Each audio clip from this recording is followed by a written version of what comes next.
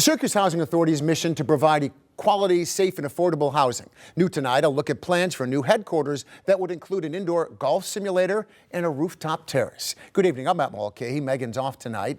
Even common councilors in Syracuse didn't know about this project when we asked them today. The NBC3i team showing you renderings and designs planned for a 30,000 square foot building to house the SHA's 217 workers. None of this to actually house the thousands of poor families and neighbors the authority serves. And as our investigative reporter Mary Keeler explains, the headquarters project is further along than a now paused community center that the SHA failed to make deadlines for. Mary? Yeah, Matt, tonight city leaders expressing surprise and concern at the plans for the new headquarters, especially as plans are stalled for the Children Rising Center, a community project for families living in one of the nation's poorest neighborhoods.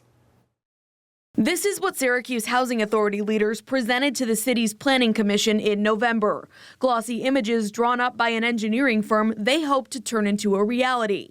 As the I-81 project transforms Syracuse, the SHA claims in its application their current office on Buren Street is in the path of the 81 project and outlived its use. I'm not aware of a headquarters. I don't know. I must have missed that. I did not know anything about the SHA headquarter remodel. The I-team combing through a 70-page application to the Planning Commission.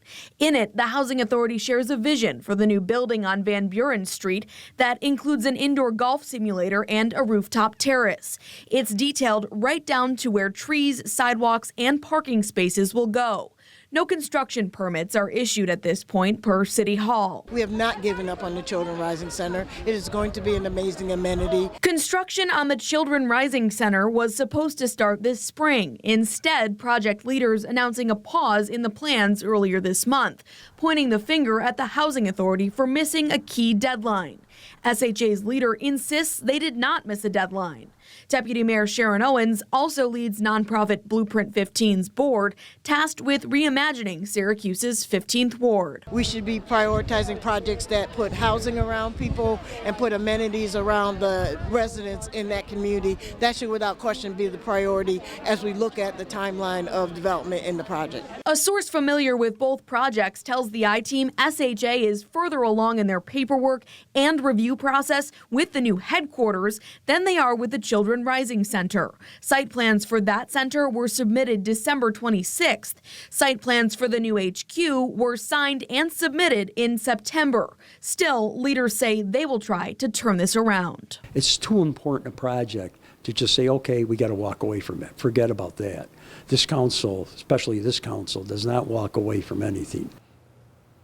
So as soon as I first reviewed these plans, I sent an inquiry by email to the Syracuse Housing Authority. That was on Sunday. I just heard back at 4:15 this afternoon and was told they're, quote, unable to provide responses to my questions, citing another project their team is now focused on.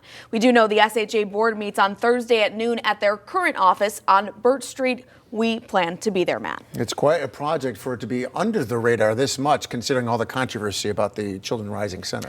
You know, publicly available documents, that PowerPoint presentation, that's where we found those renderings, a November meeting with the Planning Commission for the city. But you just gotta know it's there to look for it. That's right. Let's see what happens at the Thursday meeting now. Thank you, Mary. Appreciate it.